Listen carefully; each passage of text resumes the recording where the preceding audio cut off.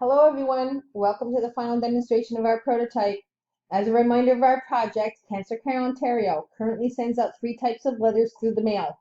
These are invitation letters to join the screening program, reminder letters to those Ontarians enrolled in the program that a screening test is due, and finally a letter providing the screening test results. The demonstration you are about to view focuses on the screening reminder letters only that are currently being sent through Canada Post. It is postulated that the options for different methodologies to receive the reminders will be referred to in these letters. Once all aspects of the web page have been tested and are functioning, such as how to join the screening program or how to obtain screening results, the screening reminder letters will include a log-on and password information for those users wishing to obtain their screening results online. This implies that the web page would also include an area where the user would have to enter their user ID and their password to access their screening results. We would like to take this time to thank each of you who provided specific constructive comments that allowed us to build upon our prototype, and we've attempted to incorporate the excellent feedback that we received. We would also like to acknowledge that we have utilized the same method for presenting our prototype as Group 3. This prototype represents a minimum of a one-time user event. However, according to Stats Canada's 2011 census, there are well over 1 million people in Ontario who are eligible to receive screening reminder letters, so the potential of having up to 1 million users is a possibility. Of course, over time, further enhancements would be incorporated into the design to provide more interactivity in other areas. Based not only on your feedback but also on our usability studies, the prototype has undergone many changes, including removing a lot of the extraneous information that cluttered the screen in the previous version. We've also incorporated, based on your feedback, drop-down boxes for users to have the ability to choose which reminder letters that they'd like to receive. In order to make the web page more accessible, we've attempted to take into account those users who may have visual impairments, such as a decrease in visual acuity, given that the potential users may represent a major portion of the aging population. We have done this by using larger fonts. We've also attempted to take into account those users with a visual impairment of color blindness by changing the color scheme to also include grayscale colors, and have incorporated other cues such as underlining the text in the button elements. You will notice that in its current form, this prototype indicates 2 elements such as the joint screening program and the screening results are still under construction. However, this prototype has been developed to a rapid prototype phase and is functional, given that the focus of the prototype is to have reminder letters provided to users by different methodologies. This is not to say that the elements would not be functional when the web page goes live. During the development of the prototype and the many modifications that it has undergone, we identified and included 2 additional elements. The first element takes into account the possibility that a potential user who is not part of the screening program visits the site and may be interested in finding out about the program. The second element offers those users who are currently enrolled in the screening program access to an application that can provide further information on the cancer for which they are being screened. These will be revisited after the demonstration. In this demonstration, I will take you through one user's experience, keeping in mind that the reason for the users visiting this site is to change the method in which they are receiving reminder letters. So as a user, I go to the reminder letters, I click on the icon, and then I'm presented with different methodologies that I have to change to receive a reminder letter.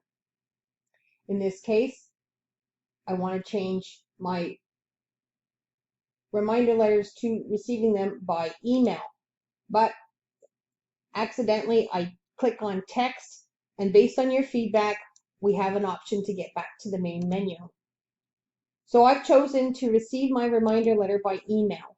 I'm taken to the screen that thanks me for choosing to receive a screening reminder electronically, how important it is to have the correct information in order to receive the reminder letters in a timely fashion.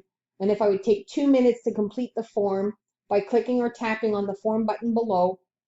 There's also information provided where the user can contact the help desk if they have any problems with the form.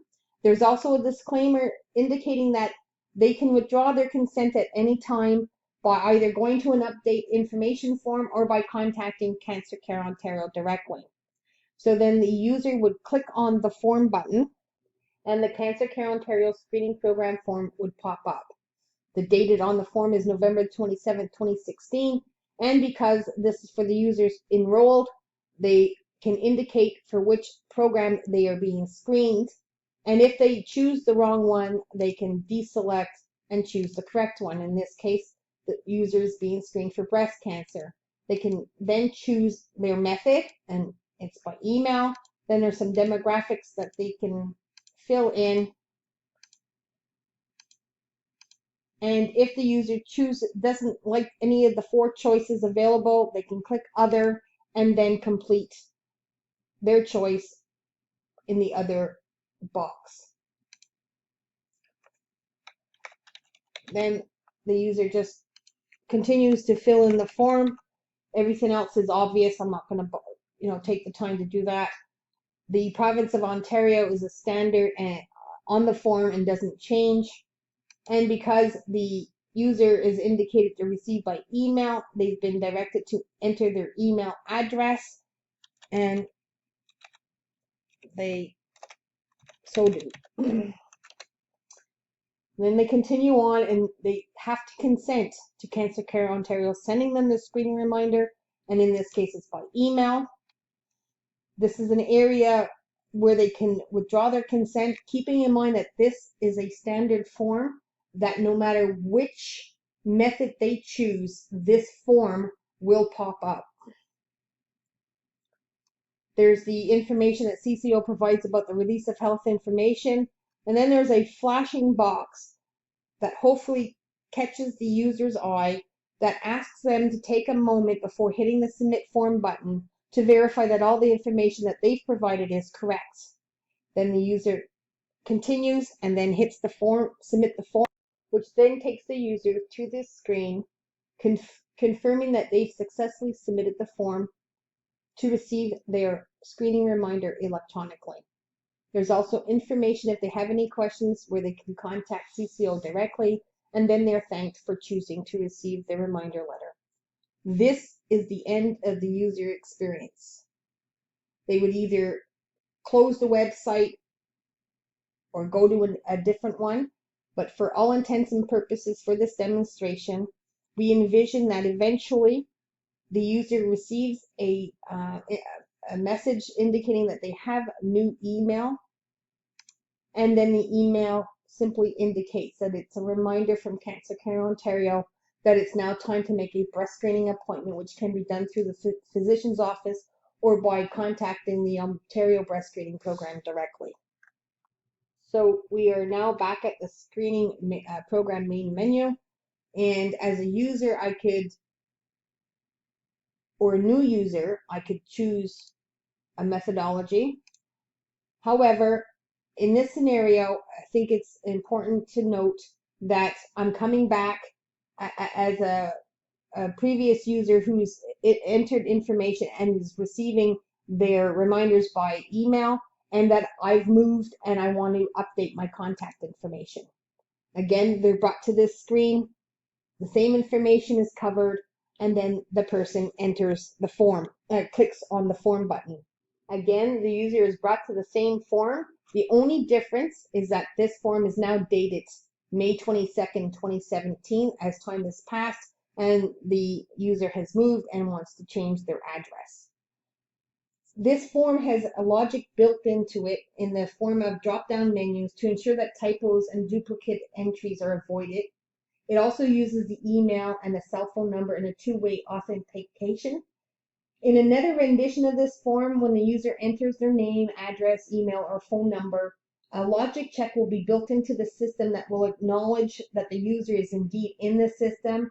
And if it's determined that the user is not in the system, they will be informed that they need to contact a CCO, and that a number will be provided. The user fills in the form the exact same way, and in this case, since it's an updated form, they can actually choose here to withdraw their consent. We still have the same box, and then the user clicks on the submit form. As previously, the user, once they submit the form, is brought to a confirmation of submission and that they've successfully submitted their form with the updated contact information. And again, if they have any questions, they can contact CCO directly. This would be the end of the user's experience, but for this demonstration, we're just going to go back to the main menu.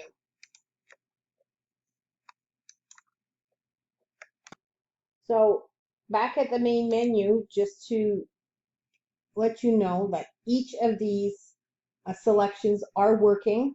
No matter which one the user chooses, they are brought to receiving reminders electronically.